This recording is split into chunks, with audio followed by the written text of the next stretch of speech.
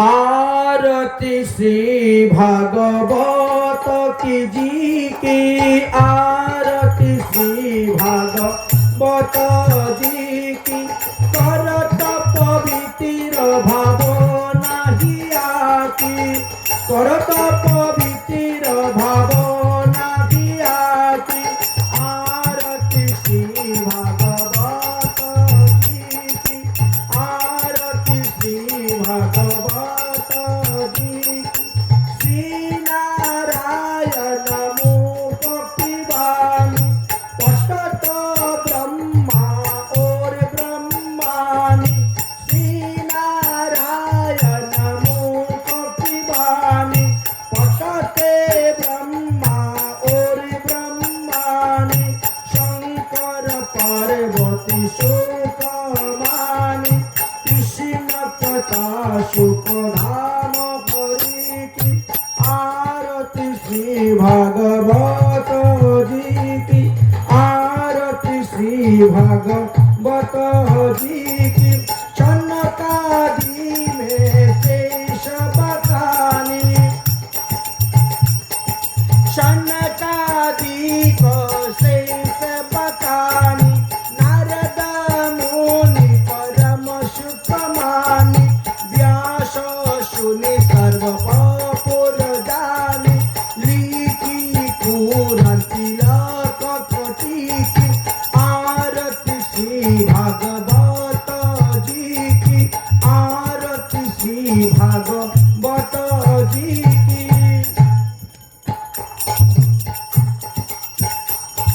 श्री शुकदेव व्यास सुनि, कहि परीक्षित नवपति गुनि। गंगा तट संत बिचचुनि, ज्ञान वैराग्य विवेक जुवति। आरती श्री भागवत जी की, आरती श्री भागवत जी की।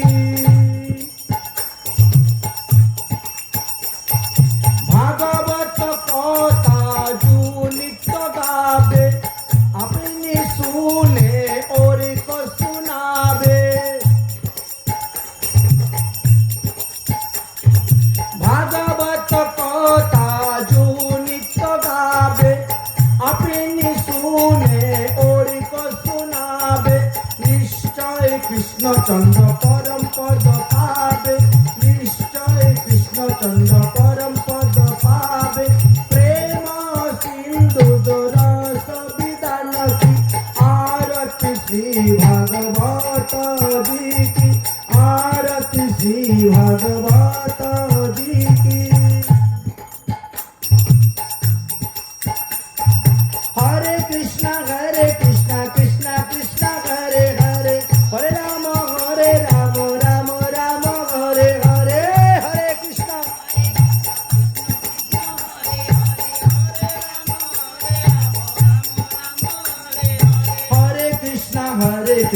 कृष्णा कृष्णा हरे हरे, हरे राम राम राम हरे हरे।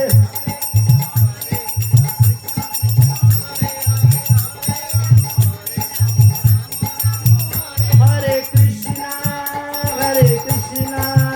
कृष्णा कृष्णा हरे हरे, हरे राम राम राम हरे हरे। हरे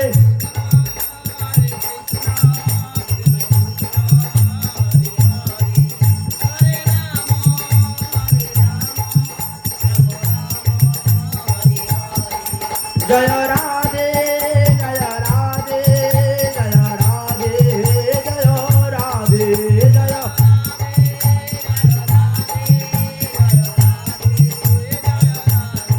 ओ निताई गौर हरि बोल, निताई गौर हरि बोल, गौर हरि बोल, निताई गौर हरि बोल।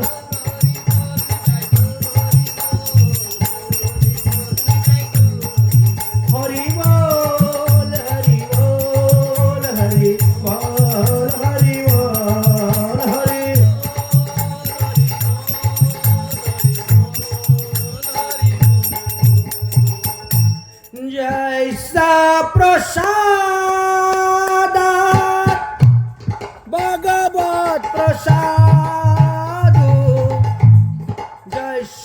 प्रसादान गति कौतुलापि दयां स्तुवां कस्य यशस्विशान्दं वन्दे गुरु चरणारविन्दम् आजानुलम्बितभुजं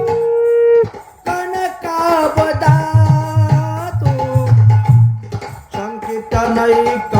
संकीर्तनैकपीतरु कमलायताक्षि विशम्बर द्विजवर युगधर्मपालो वन्दे जगत् प्रिय करुणायावतार नमति कलशाताय जगन्नाथ सुताय सवित्राय सपुत्राय सकलत्राय ते नमः कस्तूरितिलकं ललाटपटले वक्षस्थलेन कौस्तुभम् नासाग्रीवरमुखीकृतं करतले वेणुकरे कङ्कं सर्वाङ्गे हरिचन्दनं ललितं कण्ठे च मुक्तावली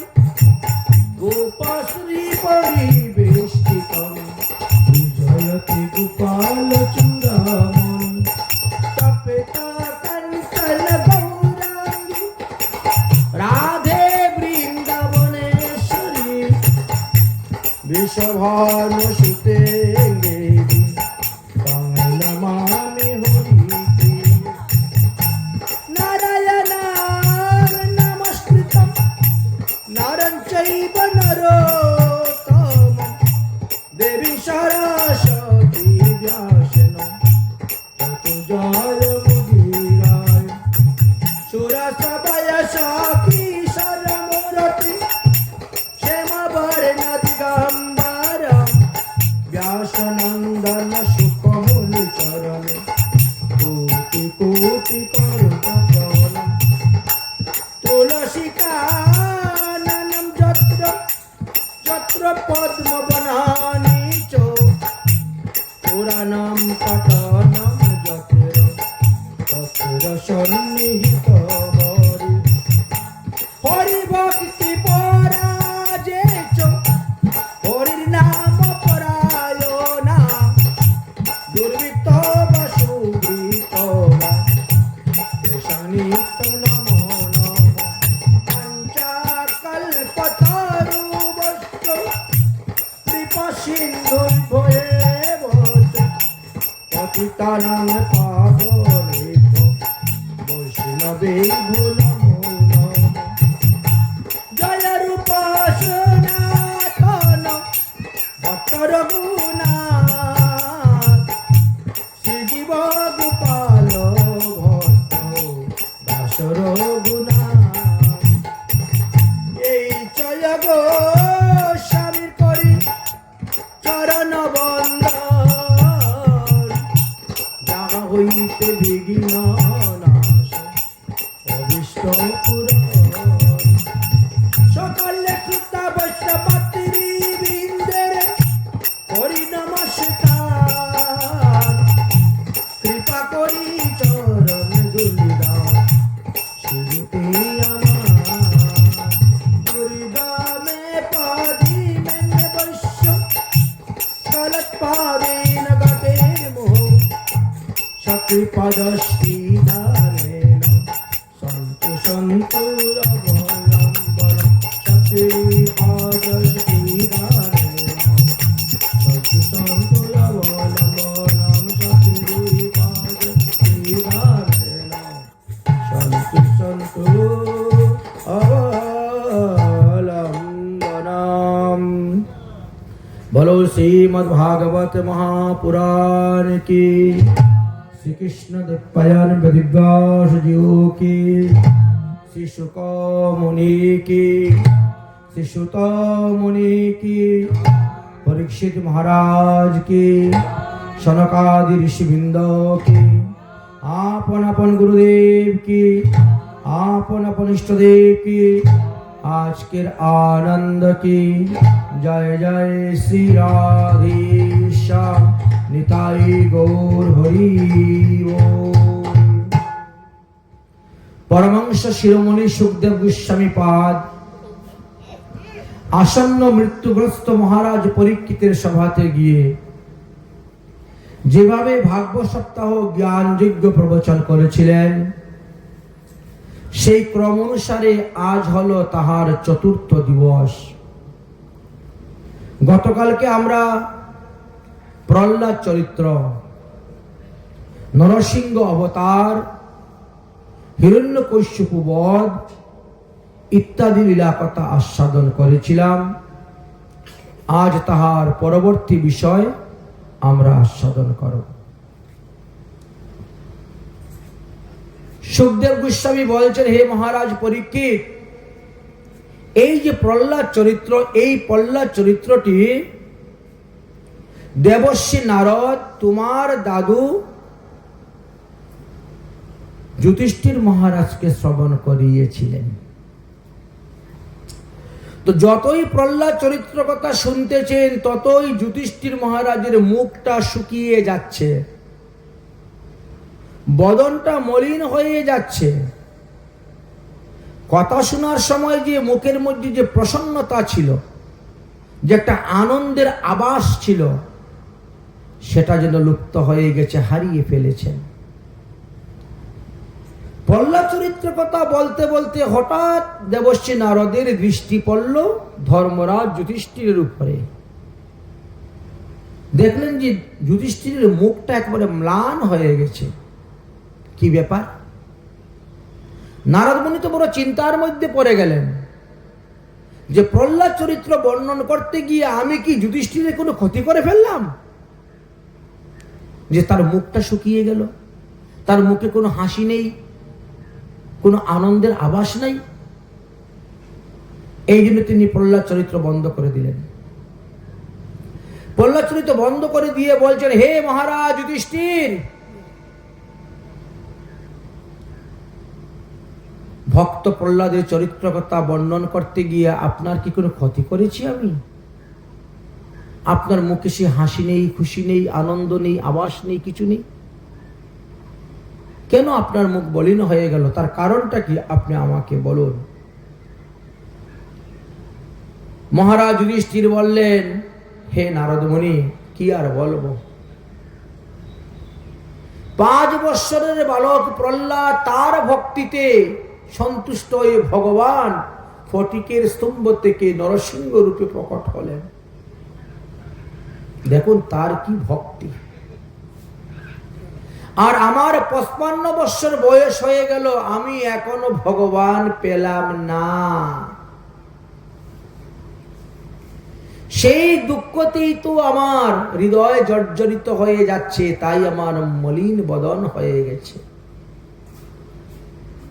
আমি তো ধর্মকর্ম কিছুই করতে পারছি না, পশুর মতন জীবন যাপন করতেছি। যখন ক্ষুধা লাগে তখন আহারের জন্য ছুটি, যখন নিদ্রায় আসে তখন বিছনা খুঁজি। আহার নিদ্রা মিথুন ভয় 4টা নিয়েই পড়ে আছি। না ভগবান পেলাম, না ভগবান পাওয়ার কোনো চেষ্টা করলাম। দেবর্ষি নারদ বলছে, যুধিষ্ঠির মহারাজ, আপনি কি আর কম ভাগ্যবান? আরে প্রহ্লাদ তো একবার এক মুহূর্ত অল্প সময়ের জন্য নৃসিংহ ভগবানকে পেয়েছে, আর আপনি শয়নে, ভোজনে, গমনে, উপবেশনে সর্বত্র সর্বকাল সর্ব অবস্থায় ভগবানের সঙ্গেই আছেন। উঠতে, বসতে, খেতে, শুতে সব সময় ভগবান তোমাদের সামনে আছেন, তোমাদেরকে দর্শন করতেছেন, তোমাদেরকে রক্ষা করতেছেন। প্রহ্লাদ থেকে তো কোটি গুণ শ্রেষ্ঠ আপনি। আপনাদের ভক্তিতে সন্তুষ্ট হয়ে ভগবান আপনাদের রথের সারথি হয়েছেন। আপনাদের ভক্তিতে সন্তুষ্ট হয়ে ভগবান আপনাদেরকে রক্ষা করার জন্য কুরুক্ষেত্রের যুদ্ধে অস্ত্র ধারণ করতে বাধ্য হয়েছেন। ভগবান তো প্রতিজ্ঞা করেছিলেন যে কুরুক্ষেত্রের যুদ্ধে আমি অস্ত্র ধারণ করব না, কিন্তু করেছেন। আপনাদেরকে রক্ষা করার জন্য তিনি তিনার সাম্রাজ্য ছেড়ে দিয়ে এসে আপনার সাম্রাজ্যে পড়ে আছেন। যুধিষ্ঠির মহারাজ কিন্তু বুঝতে পারছে, কোথায় তুমি শুধু শুধু খালি পরিহাস করো, কোথায় আমি ভগবান পেয়েছি, কোথায় আমার সঙ্গে ভগবান আছে। দেবর্ষি নারদ বলছেন, হে ধর্মরাজ যুধিষ্ঠির, যাকে তুমি মামাত্ম ভাই বাসুদেব বলে জানো, সেই বাসুদেবই হলেন ভগবান। ভগবান কাকে বলে জানো? 6টি ঐশ্বর্য যার মধ্যে আছে তিনি হলেন ভগবান। সরৈশ্বর্য পূর্ণ কৃষ্ণ স্বয়ং ভগবান, ব্রহ্মাণ্ডে শত বস্তু নাহি তাহারই সমান। আপনি কি আর কম ভাগ্যবান? প্রহ্লাদ হইতেও শতগুণের শ্রেষ্ঠ আপনি মহাভাগ্যবান। ভগবান শ্রীকৃষ্ণ তখন ওই ধর্ম সভার মধ্যে উপস্থিত ছিলেন। তিনি মাথাটা নত করে দিলেন, মাথা নত করে দিয়ে বলছেন, নারদ, এইসব কথা থাক, তুমি এখন একটু মানব ধর্ম, বর্ণ ধর্ম, আশ্রম ধর্ম, স্ত্রী ধর্মগুলো নিরূপণ করে দাও, যাতে সমাজের কল্যাণ হয়, মঙ্গল হয়। তাই কথার মুডটা ঘুরিয়ে দিলেন দেবর্ষি নারদ। ভগবান শ্রীকৃষ্ণের আজ্ঞাতে প্রথমে মানব ধর্ম সম্পর্কে আলোচনা আরম্ভ করলেন। কেন? ধর্ম মূলং হি ভগবান সর্ববেদময় হরি স্মৃতং চ তদ্বৃদং রাজেনম অন্যন চাত্মানম প্রসীদতি। ধর্মই হলো মূল। আপনি যদি ধর্ম রক্ষা করেন, আপনাকে রক্ষা করার জন্য ভগবান আসবেন, ধর্ম আপনাকে রক্ষা করার জন্য আসবে। এই জন্য ধর্ম রক্ষা করতে হবে, ধর্মের প্রচার প্রসার করতে হবে। ধর্মের মতন কিছু অধর্ম আছে। অধর্ম, ছল ধর্ম, উপধর্ম, আবাস ধর্ম, কপট ধর্ম, এইগুলি আছে। ওই অন্যান্য ধর্ম থেকে দূরে থাকতে হবে, আর ভাগবত ধর্মটাকে একেবারে আপন করে নিতে হবে। এই জন্য সর্বধর্ম হইতে ভাগবত ধর্মকে শ্রেষ্ঠ ধর্ম বলা হয়েছে। ভক্তি বিধির মূল কহিলেন বেদব্যাস, গৌরাঙ্গ মহাপ্রভু এসে দেখাইলে সাক্ষাৎ প্রকাশ। তাই ধর্ম মূলং হি ভগবান। আপনি আপনার ধর্ম রক্ষা করে যান, তাহলে ধর্ম আপনাকে রক্ষা করবে। এর একটা সুন্দর দৃষ্টান্ত দিয়েছেন। কুরুক্ষেত্রের যুদ্ধের সময়ে যখন কর্ণের রথের চাকা মাটির মধ্যে ডেবে গেল, কর্ণ তখন লাফ দিয়ে রথ থেকে নামলেন আর চাকাটাকে মাটির গর্ত থেকে তোলার জন্য চেষ্টা করছেন। ভগবান শ্রীকৃষ্ণ তখন অর্জুনকে বলছেন, অর্জুন, এই তো সুযোগ, মারো বাণ, বধ করো এই কর্ণকে। একটু জুড়ে বলেছেন তো, কথাটা কর্ণের কানে ঢুকে গেছে। কর্ণ বলছেন, হে দেবকী নন্দন বসুদেব, তুমি না ধর্ম স্থাপন করার জন্য এসেছ, তুমি ধর্ম শিক্ষা দেওয়ার জন্য এসেছো, তাহলে কুরুক্ষেত্রের যুদ্ধে অধর্ম কেন শিক্ষা দিচ্ছ অর্জুনকে? যুদ্ধের ধর্ম কি? একজন যোদ্ধার সঙ্গে যুদ্ধ করবে। যুদ্ধের ধর্ম কি? নিরস্ত্র ব্যক্তির উপরে অস্ত্র প্রয়োগ করিবে না। সে নিরস্ত্র, তুমিও নিরস্ত্র অবস্থায় যাও, তার সঙ্গে মল্লযুদ্ধ করো, কিন্তু অস্ত্র প্রয়োগ করতে পারবে না। আমি এখন নিরস্ত্র, আমি রথের থেকে নিচে নেমেছি চাকা তোলার জন্য, আর তুমি অর্জুনকে বলছো বাণ মারার জন্য আমার উপরে। এই কি তোমার ধর্ম? এই শিক্ষা তুমি দিতে এসেছো? ভগবান শ্রীকৃষ্ণ মুস্কি মুস্কি হাসছেন, হেসে কি বলছেন? ওরে কর্ণ, তোমার মতো অধার্মিক ব্যক্তির মুখে ধর্মের কথা শোভা পায় না। ধর্মের কথা তার মুখে শোভা পায় যে নিজে ধর্ম আচরণ করে। আগে আচার, তারপরে প্রচার। যদি আচারের সঙ্গে প্রচারের মিল না থাকে, তার বাক্যে শক্তি আসবে না। তুমি এদিকে বলছো এই গৌর পূর্ণিমায় একাদশীর মতন উপবাস থাকতে হয়, আর ঘরে লুকিয়ে লুকিয়ে ভাত রান্না করে খাচ্ছ, তাহলে তোমার আচার আর প্রচার দুইটা ঠিক হলো না, তাই না? এই কারণে তোমার বাক্যের মধ্যে শক্তি আসবে না।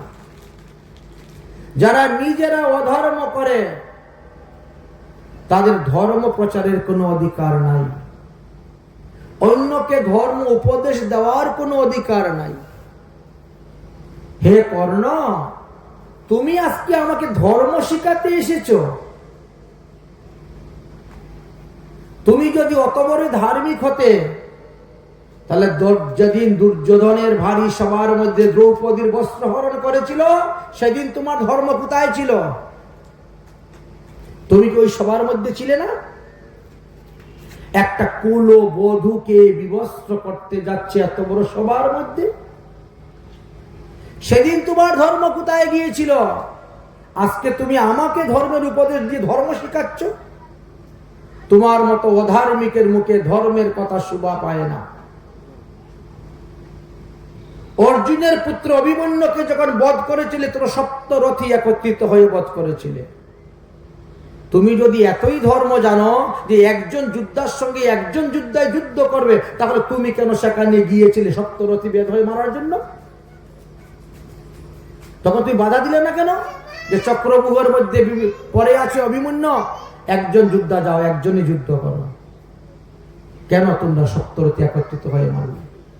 তখন তোমার ধর্ম কোথায় গিয়েছিল? আর আজকে তুমি আমাকে ধর্মের উপদেশ দিচ্ছ, ধর্ম শিক্ষা দিচ্ছ।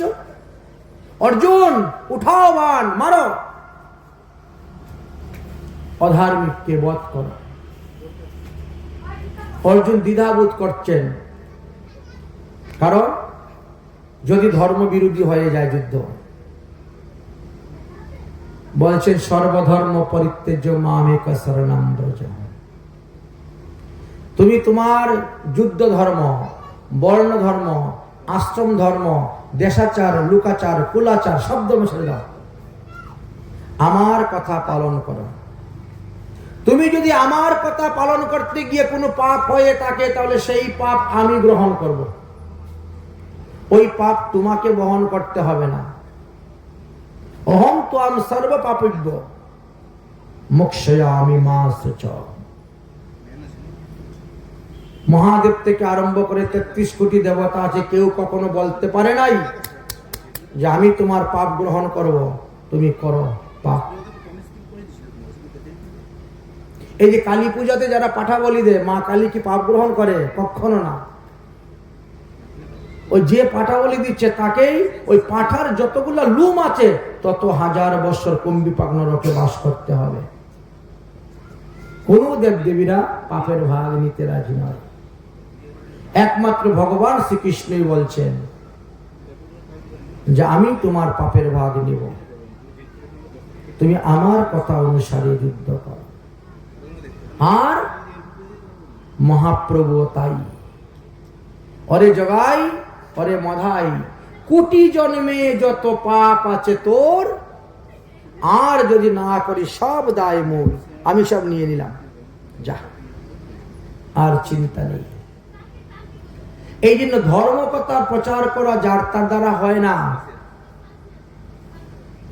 ধর্মকথা সেই প্রচার করতে পারে যার আচার এবং প্রচার এই দুটা ঠিক আছে। মানব ধর্মের কথা আলোচনা করতে গিয়ে বললেন 4টি বর্ণাশ্রম ধর্ম, 4টি আশ্রম ধর্ম আছে। ব্রাহ্মণ, ক্ষত্রিয়, বৈশ্য, শূদ্র, গৃহস্থ, ব্রহ্মচর্য, বানপ্রস্থ, সন্ন্যাস প্রত্যেকেরই কিন্তু শ্রবণ, কীর্তন, বিষ্ণু স্মরণ ইত্যাদি কর্তব্য। ভগবানের সেবা করা, পূজা করা, সত্য দাস্য যেভাবে হোক আত্মে নিবেদন করে ভজন করা হলো প্রতিটি মানুষের কর্তব্য। যদিও বর্ণ অনুসারে, আশ্রম অনুসারে পৃথক পৃথক ধর্ম আছে, কিন্তু পৃথক পৃথক ধর্ম থাকা সত্ত্বেও 4 বর্ণাশ্রমী যদি কৃষ্ণ নাহি ভজে, স্বধর্ম করিলেও সে রৌরবে পড়িয়া মজবে। অর্থাৎ স্বধর্ম তোমাকে রক্ষা করতে পারবে না, উদ্ধার করতে পারবে না, তুমি যদি কৃষ্ণ ভজন না করো। তাই কৃষ্ণ ভজনের উপদেশ দিলেন। গৃহস্থ, ব্রহ্মচর্য, বানপ্রস্থ, সন্ন্যাস সবার কথাই আলোচনা করেছেন। শেষে অন্তজ বর্ণের নিয়ে আলোচনা করেছেন। আমরা সাধারণত জানি 4টি বর্ণ, ব্রাহ্মণ, ক্ষত্রিয়, বৈশ্য, শূদ্র। কিন্তু শূদ্র থেকেও আরো নিচু এক বর্ণ আছে যাকে বলা হয় অন্তজ বর্ণ। মনুসংহিতাতে অন্তজ বর্ণের লোকেদের 45 দিনের শ্রাদ্ধের বিধান দেওয়া আছে। অন্তজ কারা? তখন বলছেন রজক, কর্মকার, নট, সূত্রধর, কৈবর্ত, মেদ, ভিল, এই 7টি জাতিকে বলা হয়েছে এরা অন্তজ। আশ্রম ধর্মের কথা বর্ণন করতে গিয়ে বললেন এক আশ্রমের সঙ্গে আরেক আশ্রমের বিরোধিতা আছে। গৃহস্থরা গৃহস্থ আশ্রমে যে ধর্ম পালন করবে, সন্ন্যাসীর জন্য সেটা অধর্ম হয়ে যাবে। এই জন্য বর্ণাশ্রম ধর্মগুলাকে ভালোভাবে নিরূপণ করে গিয়েছেন।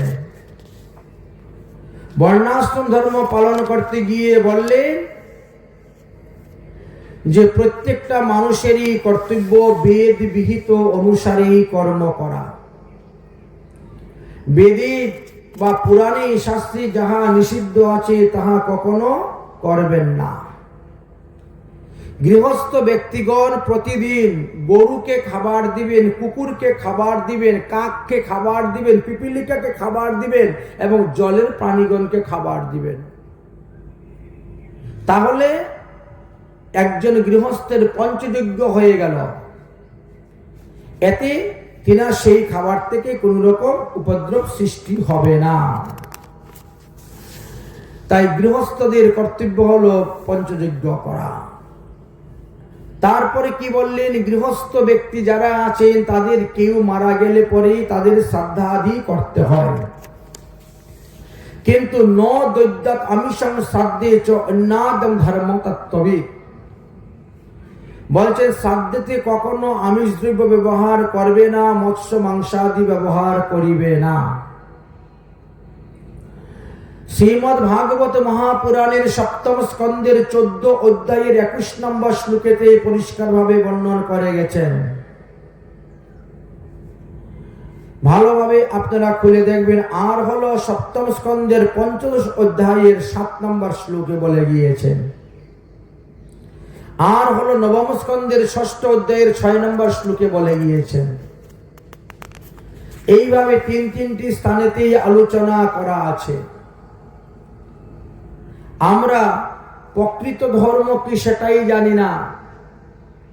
অধর্মের 5টা শাখাকেও আমরা ধর্ম বলে মনে করি, কিন্তু বাস্তবে তাহা ধর্ম নয়। যেভাবে 13টি অপসম্প্রদায়কে আমরা সম্প্রদায় বলে মনে করি, ভুল আমাদের সিদ্ধান্ত হয়ে যায়, তেমনি ভাবে অধর্মের 5টা শাখায় সমস্ত জগৎ ছেয়ে গিয়েছে। অধর্মের 5টা শাখা কি? 1 হলো বিধর্ম, 2 হলো পরধর্ম, 3 হলো উপধর্ম, 4 হলো ছল ধর্ম, আর 5 হলো আবাস ধর্ম। এই সমস্ত ধর্ম করলে নাহি হইবে পার। এই জন্য সম্প্রদায়ের অন্তর্ভুক্ত সদ্গুরুর চরণাশ্রয় করে ভজন করলে তবেই রক্ষা। এবং সর্বং গুরু ভক্তাং পুরুষং উজ্জমাম জয়। গুরু মানে সদ্গুরু ধরতে হবে, অসৎগুরু ধরলে হবে না। না হলে আপনার সাধনে ভজন সব রসাতলে যাবে। যস্য সাক্ষাৎ ভগবতী জ্ঞান দীপ্য প্রদ গুরু। এমন গুরু ধরতে হবে যে গুরু আপনার অজ্ঞান রূপী অন্ধকার দূরীভূত করে দিয়ে জ্ঞান রূপী আলো জ্বালিয়ে দিবেন, এবং আপনি তার দ্বারা ধর্মাচরণ করে ভগবত পাদপদ্ম লাভ করে ভগবত ধামে যেতে পারেন। গৃহস্থস্থ ক্রিয়ায়া ত্যাগং ব্রতাত্যাগং বটনাপি। কোন গৃহস্থেরই কর্তব্য নয় একাদশী আদি ব্রত ত্যাগ করা। প্রত্যেকেই একাদশী আদি ব্রত ত্যাগ করবেন না, প্রত্যেকেই একাদশী আদি ব্রত পালন করবেন। 8 বছর বয়স থেকে আরম্ভ করে 80 বছর বয়স পর্যন্ত নির্জলা থাকার কথা বলছেন। যদি না পারো সজলা থাকবেন। যতদিন দেহের মধ্যে প্রাণ আছে ততদিনই একাদশী আদি ব্রত করে যাবেন। আদি শব্দের দ্বারা কি বুঝিয়েছেন? অষ্টমহা দ্বাদশী, শ্রীকৃষ্ণের জন্মাষ্টমী, রাধার জন্মাষ্টমী, বামন দ্বাদশী, নৃসিংহ চতুর্দশী, শিবরাত্রি, রামনবমী। আমরা যারা গৌরীয় বৈষ্ণব, অদ্বৈত জয়ন্তী, নিত্যানন্দ ত্রয়োদশী আর গৌরাঙ্গ মহাপ্রভুর জয়ন্তী। আগামীকাল সেই গৌরাঙ্গ মহাপ্রভুর আবির্ভাব তিথি পড়েছে। আগামীকাল হইতে 5041তম গৌরাব্দ আরম্ভ হবে। আগামীকাল হলো মঙ্গলবার, 3 মার্চ 2026 খ্রিস্টাব্দ, 18 ফাল্গুন 1432 বাংলা। গৌরাঙ্গ মহাপ্রভুর জয়ন্তী ব্রত পালন করলে 1000 একাদশী ব্রতের ফল পাওয়া যায়। রাধা এবং কৃষ্ণের মিলিত তনু হলেন সেই গৌর সুন্দর। যদি নির্জলা থাকতে পারেন অতি উত্তম। নির্জলা থাকতে না পারলে সন্ধ্যার পরে অভিষেক অন্তে আপনি ফলমূল আহার করতে পারেন। তার মধ্যে আবার গ্রহণ পড়েছে। মহাপ্রভু যখন আবির্ভাব হয়েছিলেন, যদি সেদিনও তো গ্রহণ ছিল। মহাপ্রভু গ্রহণের চলে তো হরিনাম সংকীর্তন করেই আবির্ভাব হয়েছিলেন। মনে হয় সেই সময় সেই নক্ষত্র সেই গ্রহ এসে উপস্থিত হয়ে গেছে। 540 বছর পরে আবার দেখেন সেই গৌরাঙ্গ মহাপ্রভুর আবির্ভাব তিথিতেই গ্রহণ পড়েছে। এবং সিংহ রাশি স্থিত চন্দ্র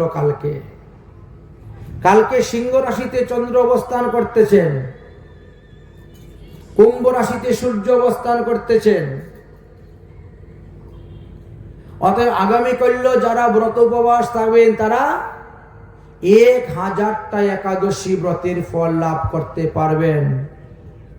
আপনি আপনার জীবনে 1000টা একাদশী করার সময়ই পাবেন না, তার আগে হরিবল। কারণ বৎসরের মধ্যে তো মাত্র 24টা একাদশী। তবে যেই বছর পুরুষোত্তম মাস পরে সেই বছর 26টা একাদশী হয়। 2টা একাদশী বৃদ্ধি হয়, কমলা আর পদ্মিনী। এর মধ্যে অষ্টমহা দ্বাদশী, ওই 24টার মধ্যেই একাদশী বাদ দিয়ে দ্বাদশী করা হয়, এই জন্য অষ্টমহা দ্বাদশী এর মধ্যে, আর 9টি জয়ন্তী ব্রত।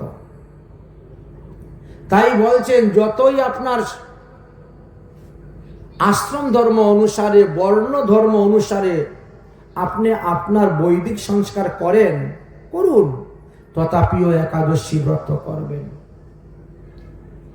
আমাদের পঞ্জিকায় শাস্ত্রে লেখা আছে 16টি সংস্কারের কথা। কি কি? গর্ভদান 1 নম্বর, 2 নম্বর পুং সেবন, 3 নম্বর পঞ্চামৃত ভক্ষণ, 4 নম্বর সমিন্নয়ন, 5 নম্বর জাতকর্ম সংস্কার, 6 নম্বর নামকরণ, 7 নম্বর নিষ্ক্রমণ, 8 নম্বর অন্নপ্রাশন, 9 নম্বর চূড়াকরণ, 10 নম্বর কর্ণভেদ, 11 নম্বর বিদ্যারম্ভ, 12 নম্বর উপনয়ন সংস্কার, 13 নম্বর বেদ পাঠ আরম্ভ, 14 নম্বর সমাবর্তন, 15 নম্বর গোদানাদি ব্রত চতুষ্টয়, আর 16 নম্বর বিবাহ। এই তো 16 সংস্কার। আর তারপরে মরলে পরে শ্মশানে গিয়ে অন্ত্যেষ্টি ক্রিয়া শেষ। এই 16 সংস্কার হওয়া সত্ত্বেও যদি সে কৃষ্ণ নাহি ভজে, কোনো লাভ হবে না। এর দ্বারা সে মুক্তি লাভ করতে পারবে না, উদ্ধার হবে না। তাই প্রতিটা জীবেরই কর্তব্য হরিভজন করা, কৃষ্ণ ভজন করা। দেবর্ষি নারদ নিজে বললেন, আমি পূর্বজন্মে উপবহন নামক গন্ধর্ব ছিলাম। ব্রহ্মার দেবতাদের সঙ্গে দুর্ব্যবহার করায় সেই অপরাধে আমি দাসীপুত্র দুঃখী হয়ে জন্মগ্রহণ করেছিলাম। তারপরে চতুর্শন আদি মহাভাগবতগণের সঙ্গ পেয়ে তাদের কাছ থেকে দীক্ষা নিয়ে সাধন ভজন করে আমি এখন ব্রহ্মার পুত্র নারদ হয়ে জন্মগ্রহণ করেছি।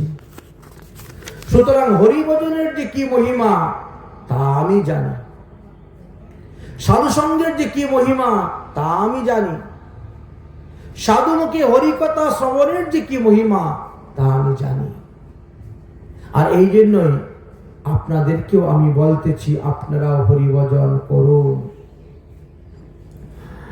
পরমহংস শিরোমণি সুখদেবজি বললেন, হে মহারাজ পরীক্ষিত, এই পর্যন্ত আমি তোমার কাছে ভাগবতের 7ম স্কন্ধ পর্যন্ত পাঠ হয়ে গেছে।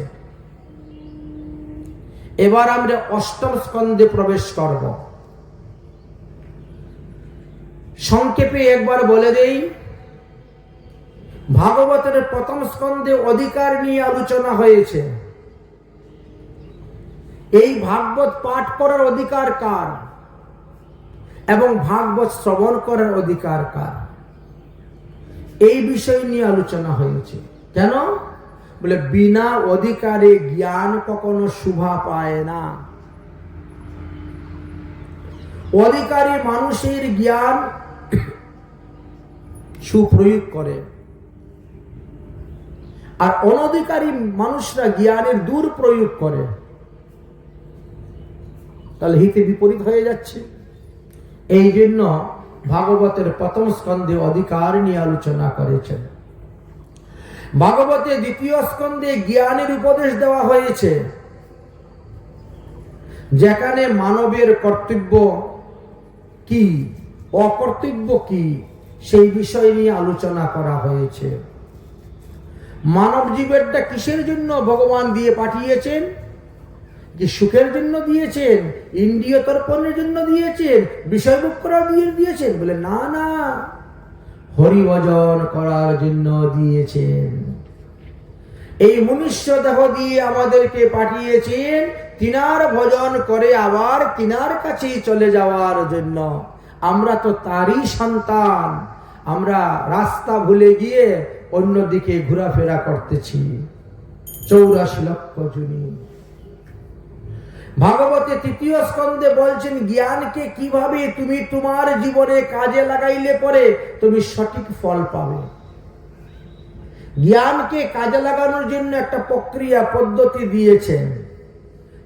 ঠিক ভাবে যদি কেউ জ্ঞানকে কাজে লাগাইয়া চলতে পারে, তাহলে ধর্ম, অর্থ, কাম, মোক্ষ এই চতুর্পুরুষার্থ সে লাভ করতে পারবে।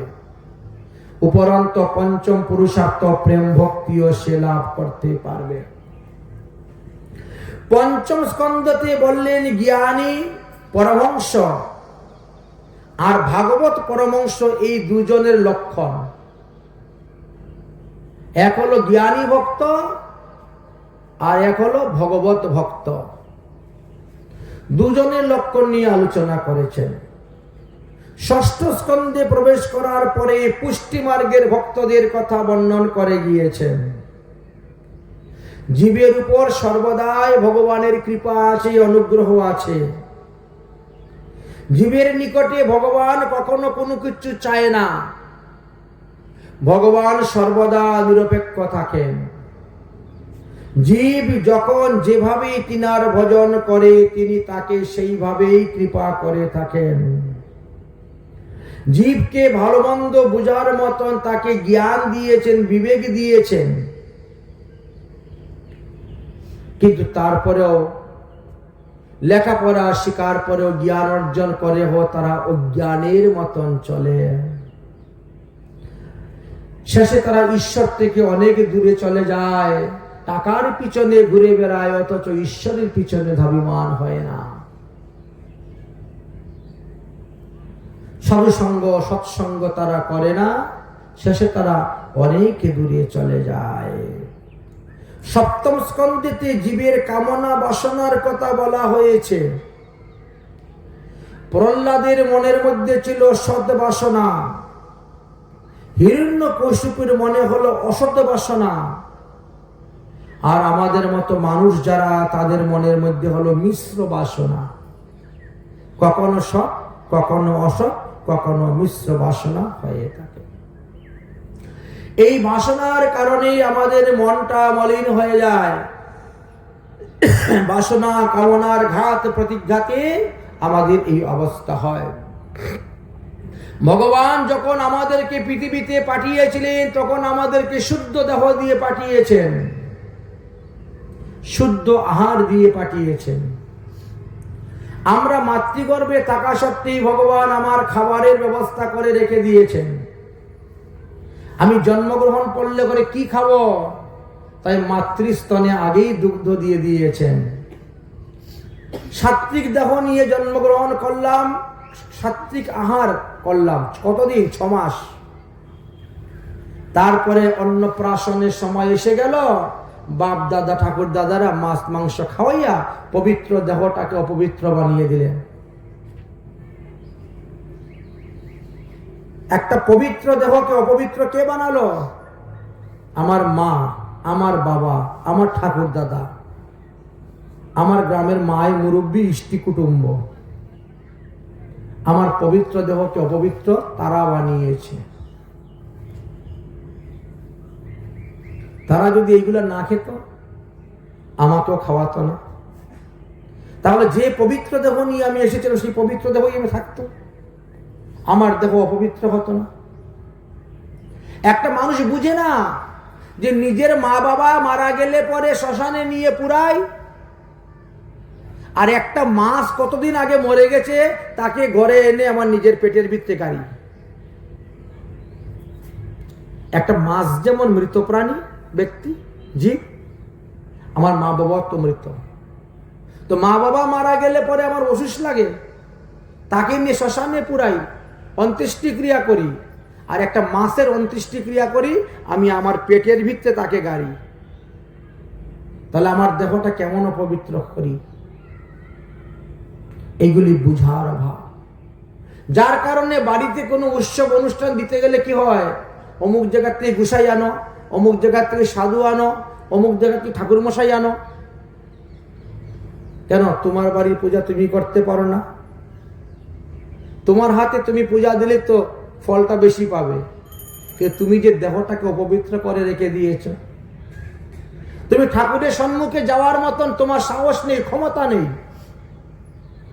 যদি কোনো ব্যক্তি বেশি ঋণ করে ফেলে, মনে করো তোমার কাছ থেকে আমি 1 লাখ টাকা ধার নিয়েছি, এখন কথা মতে তোমার টাকা দিতে পারলাম না, তখন কি করি? তোমাকে দেখলে আমি দূরে দূরে সরে যাই, তোমাকে দেখলেও তোমার সঙ্গে কথা বলবো না, না দেখার ভান করে চোখ অন্যদিকে ঘুরিয়ে ঘুরিয়ে হেঁটে চলে যাব, তাই না? লজ্জা লাগতেছে, টাকাটা এনেছিলাম দিতে পারি নাই। ঠিক তেমনি ভাবে ভগবানের কাছে যে প্রতিজ্ঞা করে এসেছো, সেই প্রতিজ্ঞা পূরণ করতে পারো নাই বলে ভগবানের সামনে যেতেও তোমার লজ্জা লাগতেছে, তাই তুমি দূরে সরে থাকো, অন্যদেরকে আনে তুমি তাই করো।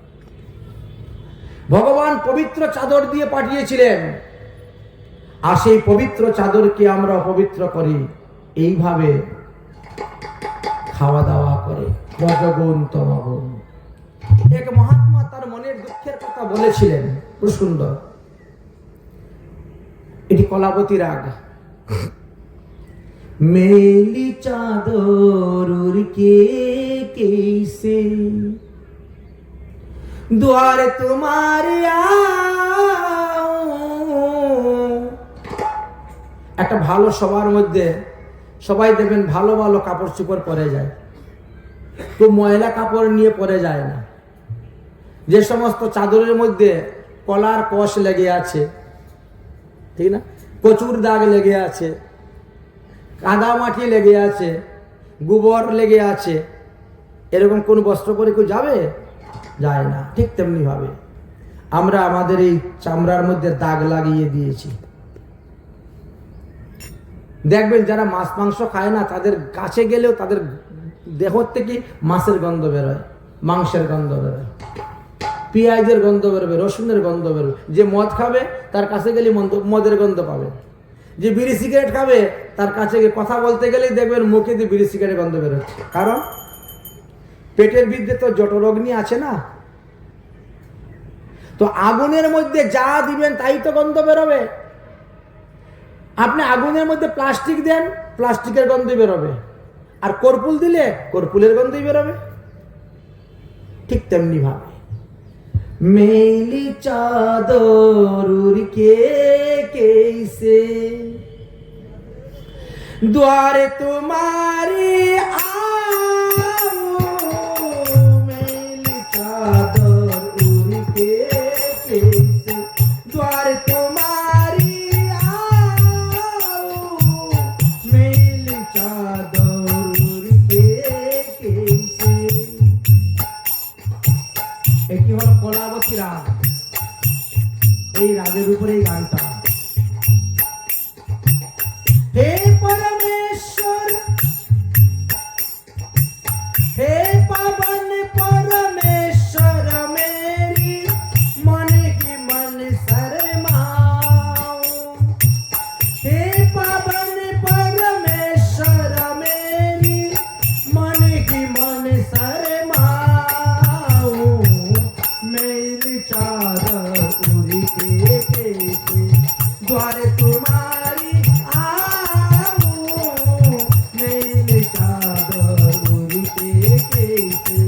द्वार तुम्हारे आओ।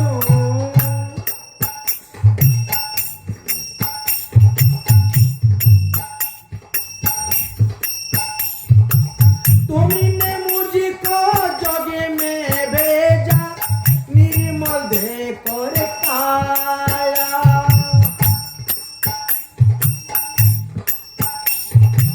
तुमने मुझको जगे में भेजा निर्मल देकर काया।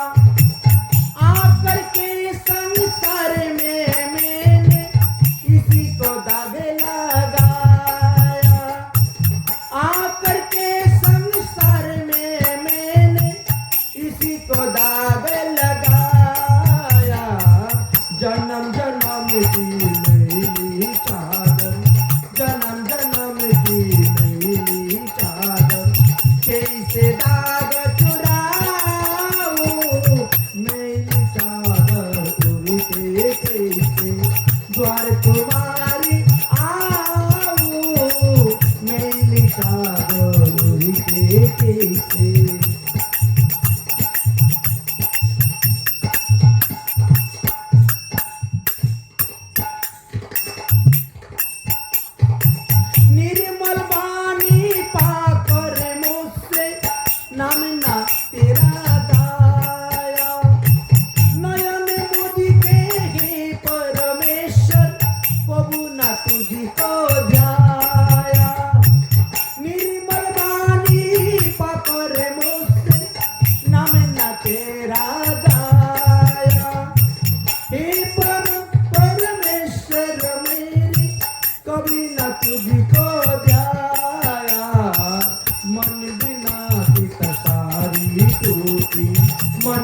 नाचित सारी टूटी, अब क्या गीत सुनाओ मेरे सागर उनके कैसे, द्वार तुम्हारी आओ मेरे सागर उनके कैसे, द्वार तुम्हारी आओ।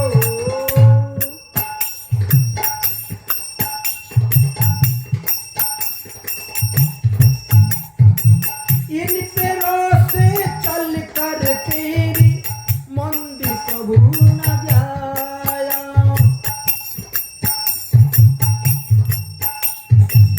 इन पैरों से चल कर तेरी मंदिर कबू न जाया, जहाँ जहाँ हो पूजा तेरी कभी न किसी चुकाया, से हरि हरि में हार के आया, अब क्या हाल सुनाओ मेरी चादर उड़ी के कैसे, द्वार तुम्हारी आओ मेरी चादर उड़ी के कैसे, द्वार तुम्हारी आओ।